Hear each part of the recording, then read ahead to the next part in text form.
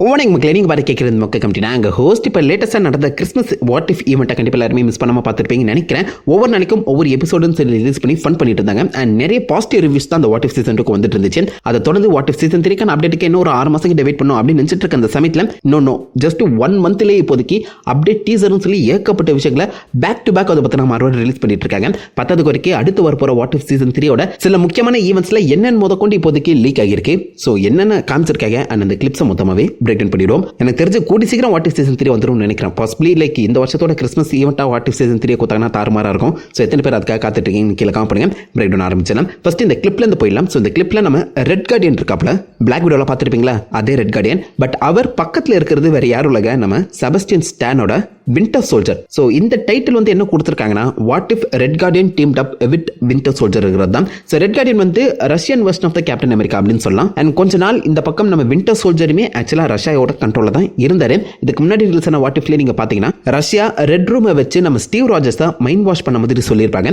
அதுக்கேற்ற மாதிரி பாசிபிளி எம்சியூக்குள்ளேயுமே நம்ம வின்டர் சோல்ஜரை மைண்ட் வாஷ் பண்றதுக்கு ரெட் ரூம் ஒரு மிக முக்கியமான ஹெல்ப் பண்ணியிருக்கவும் வாய்ப்புகள் அதிகம். அதை அப்படியே கேனானா எடுத்து பாசிபிளி வாட் இஃப் சீசன் 3 என்னமோ ஒரு கதையை சொல்ல ட்ரை பண்றாங்க. ஸோ இந்த கதைப்படி பார்க்கும்போது நம்ம red Guardian and winter soldier 2 பேருமே ஆன் லூஸ்ல இருக்காங்க. ஐ மீன் பாசிபிளி யார்கிட்டே வந்து தப்பிக்க ட்ரை பண்ணுறாங்க.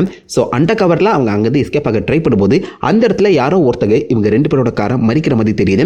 இவர் முகத்தை பார்த்தோன்னே எல்லாருமே கண்டுபிடிச்சிருப்பீங்கன்னு நினைக்கிறேன். தெரியலையாங்க, நம்ம கோலியாத் வாட் இஃப் சீசன் 2 கோலியாத்தை பார்த்துருப்பீங்கல்ல, ஆண்ட்மேனுக்கு முன்னாடி இருந்தவர் இவர். நம்ம ஃபிஷ்போன் வாய்ஸ் கொடுக்க ரிட்டர்ன் ஆகியிருக்காரு. ஸோ அந்த சமயத்தில் நம்ம ஆண்ட்மேன் குட்டியாவார், கோலியாத் பெருசாவார். அதான் கான்செப்ட். அந்த வகையில் கோலியாத் வந்து பார்த்தீங்கன்னா ரெட் கார்டியனை மறிச்சு எங்கே தம்பி போறீங்க அப்படின்னு சொல்லி கேட்க இந்த பக்கம் நம்ம வின்டர் சோல்ஜர் என் தங்கச்சியோட பர்த்டேக்கு போகிறேன்ப்பா அப்படின்னு சொல்லும்போது 2 பேருக்கு ஒரே தங்கச்சியா நம்ம முடியே எல எறா லைசன்ஸை அப்படின்னு சொல்லும்போது அந்த இடத்துல டக்குன்னு வின்டர் சோல்ஜர் சம காண்டாகி பட்டுன்னு கையில் இருக்க கன்னத்தை சுற்றா இருக்க. ஸோ அந்த இடத்துல வின்டர் சோல்ஜர் நல்லவரா கெட்டவரான்னு தெரியல. ஐ மீன் லிட்டரலாக ஒரு போலீஸ் ஆஃபீஸராக வின்டர் சோல்ஜர் சுடுறதுக்கு தயாராக இருக்காரு. அங்கேருந்து எல்லாருமே தப்பிச்சு ஓட்டுற அந்த சமயத்துலையுமே ஒரு கிரனேட் லான்ச்சர் எடுத்து எல்லா போலீஸுமே அடிச்சு நோத்திட்டு இருக்காரு. எந்த ஒரு அமைச்சரும் எந்த ஒரு நல்ல ஹீரோவும் இதை பண்ண மாட்டாங்க. அந்த இடத்துல ரெட் கார்டியனே ஏன்டா சுடுற அப்படின்னு சொல்லி அங்கேருந்து எஸ்கேப் ஆக தான் ட்ரை பண்ணுறாரு. So which means red Guardian இந்த இடத்துல பாசிபிளி ஒரு ஆன்டி ஹீரோவாக இருக்கணும். ஐ மீன் நல்லவங்களை அட்டாக் பண்ணாத ஒரு ஆன்டி ஹீரோவாக இருக்கணும். பட் பியூர் அண்ட் பியூர் எனக்கு தெரிஞ்ச வின்டர் சோல்ஜர் வில்லனாக தான் இருக்க போறாரு நம்புறேன். இந்த இடத்துல நம்ம கோலியாத்துக்கு ஹெல்ப் பண்றதுக்காக அந்த ஊரோட ரேஞ்சர் வர மாதிரி காமிக்கப்பட்டிருக்கேன். ரேஞ்சர்னா பவர் ரேஞ்சர் நினைச்சுக்காதீங்க. ஸோ அந்த ஊர்ல இருக்க அந்த போலீஸ் ஆஃபீஸர்ஸை ரேஞ்சர்ஸ்ன்னு சொல்லுவாங்க, ஷெரீஃப் ரேஞ்சர்ஸ் அந்த மாதிரி. அண்ட் அவங்களுக்கு அமெரிக்கா அப்படிங்கிற ஒருத்தங்க தான் பார்த்தீங்கன்னா வாய்ஸ் ஓவர் கொடுத்துருக்காங்க. அண்ட் அந்த கேரக்டரோட பேரும் ரிவீல் ஆகியிருக்கு, மொராலிஸா. ஹோல்ட் ஆன் அ செகண்ட், மொராலிஸா? அப்போ மைல்ஸ் மொராலிஸ் இன்ட்ரடியூஸ் பண்ண போகிறாங்களா நீங்கள் கேட்குறதுன்னு புரியுது. இவங்களுமே கிட்டத்தட்ட மெக்சிகன் தாங்க. ஐ மீன் லைக் பியூட்டோரிக்கன் மாதிரி ஒரு வாய்ஸ் ஓவர் தான் கொடுக்கப்பட்டிருக்கு. அதே மாதிரி மைல்ஸ் மொராலிஸோட அம்மாவுமே ஒரு பியூட்டோரிக்கன் கேரக்டர். அவங்க அம்மாவோட பேர் ரியோ மொராலிஸ். மைல்ஸ் வந்து அவங்க அம்மாவோட பேரை தான் தான் பேர் பின்னாடி சேர்த்துப்பான், புரியுதா? ஜெஃபர்சன் டேவிஸ் அவங்க அப்பாவோட பேர். பட் இந்த இடத்துல அவங்க அப்பா பேர் சேர்க்காம ஆக்சுவலாக மைல்ஸ் வந்து அவங்க அம்மா பேரை சேர்த்துருப்பான். ஸோ அம்மா வழின்னு பார்க்கும்போது இந்த இடத்துல ரேஞ்சர் மொராலிஸோட தங்கச்சியாவோ இல்லை பாசிபிளி பொண்ணாவோ கூட நம்ம மைல்ஸ் மொராலிஸோட அம்மா இருக்க வாய்ப்புகள் அதிகம். ஏன்னா ஏகப்பட்ட பேர் இருக்கும்போது மொராலிஸ்ங்கிற ஒரு பேரை சூஸ் பண்ணியிருக்காங்கன்னா எனக்கு என்னமோ டவுட்டாக தான் இருக்கு. நீங்க என்ன நினைக்கிறீங்க? மேபி இந்த வாட் இஃப் சீசன் 3 மைல்ஸ் மொராலிஸ்க்கு அந்த லீட் கொடுப்பாங்கன்னு நினைக்கிறீங்களா? உங்க தச்சா கீழே காமிப்படுங்க. ஸோ இடத்துல வந்து பார்த்தீங்கன்னா எல்லாருமே தப்பிக்க ட்ரை பண்ணும்போது நம்ம வின்டர் சோல்ஜர் சும்மா இல்லாமல் கையில் இருக்க கன்னை வச்சு எல்லாருமே போட்டத்தில் ட்ரை பண்ணாரு. அதோட இந்த கிளிப்பை முடிச்சிடுறாங்க. ஜஸ்ட் ஒரு ஷார்ட் கிளிப் தான், ஒரு குட்டி டீசர் மாதிரி காமிக்க ட்ரை பண்ணியிருக்காங்க. ஃபர்ஸ்ட்லி எனக்கு தெரிஞ்சு சீசன் 2க்காகவே இதை ரெடி பண்ணியிருப்பாங்கன்னு நினைக்கிறேன். ஸோ அது வந்து ஃபுல்லாக ஃபினிஷ் பண்ண முடியாத அந்த சிச்சுவேஷனாக ஜஸ்ட் வாட் இஃப் சீசன் 3க்கான ஒரு சின்ன கிளிப்பை இதை வந்து ஆட் பண்ணியிருக்காங்க போல. அதே மாதிரி ரிலீஸ் பண்ணப்பட்ட சில பிக்சர்ஸ்லயுமே இந்த ஷாட்ல நீங்க பாத்தீங்கன்னா red Guardian and winter soldier அவங்களுடைய ஐகானிக் லுக்ல இருக்காங்க. ரெட் கார்டியன் ஷேவ் பண்ணியிருக்காரு, கொஞ்சம் வித்தியாசமா தான் இருக்காரு.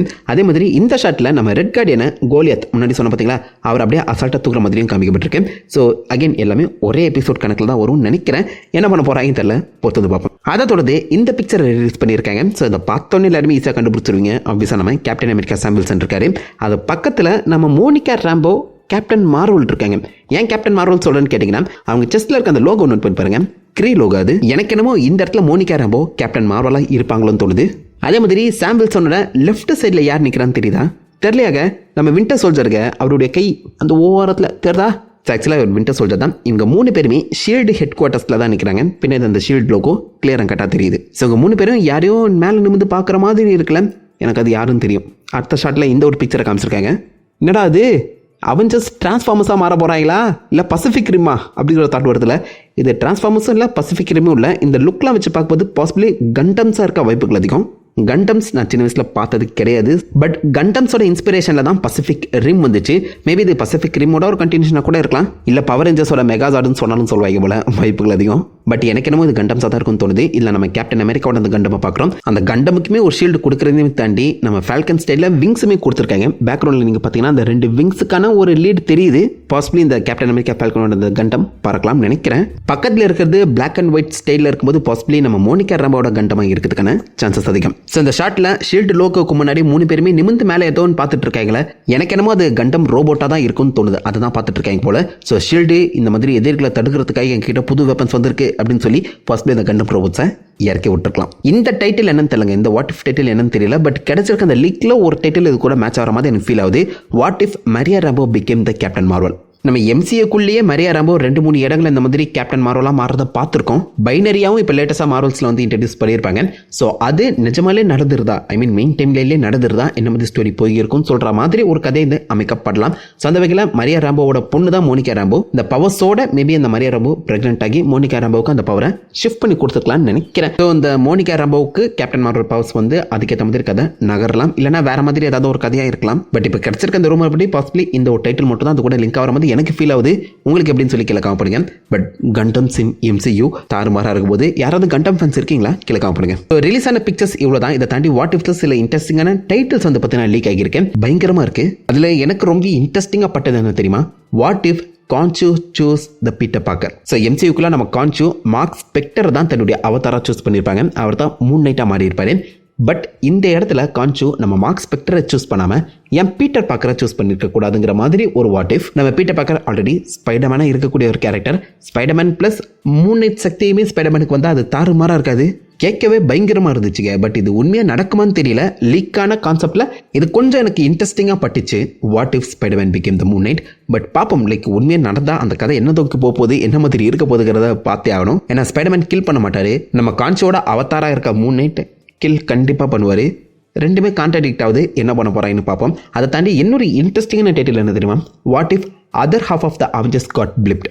அதாவது நம்ம அவெஞ்சர்ஸ் என் கேமில் ஒரிஜினல் அவெஞ்சர்ஸ் உயிரோடு இருக்க மாதிரி பார்த்துருப்போம். ஸோ அவங்க தான் கஷ்டப்பட்டு பிளிப் பண்ணவங்கள ரிட்டர்ன் கூட்டு வந்திருப்பாங்க. ஸோ இந்த இடத்துல அதர் ஹாஃப் காட் பிளிப்ட் அப்படின்னு சொல்லும்போது ஒரிஜினல் அவெஞ்சர்ஸ் பிளிப் ஆகி அடுத்த other half of the Avengers எப்படி கஷ்டப்பட்டு ஒரிஜினல் அவெஞ்சர்ஸ் ப்ளஸ் மற்றவங்களுக்கு ரிட்டர்ன் கூட்டு வராங்க அப்படிங்கிற மாதிரி லைக் ஒரு ஆல்டர்னேட் ஸ்டோரியை வந்து பார்த்தீங்கன்னா ப்ரெசென்ட் பண்ண போகிறாங்களாம். ஸோ என் கேமுக்கு அப்படியே ஆப்போசிட். என் கேமில் ஒரிஜினல் அவெஞ்சர்ஸ் கஷ்டப்பட்டு மற்றவங்களை கூட்டு வரதை பார்த்துருப்போம்.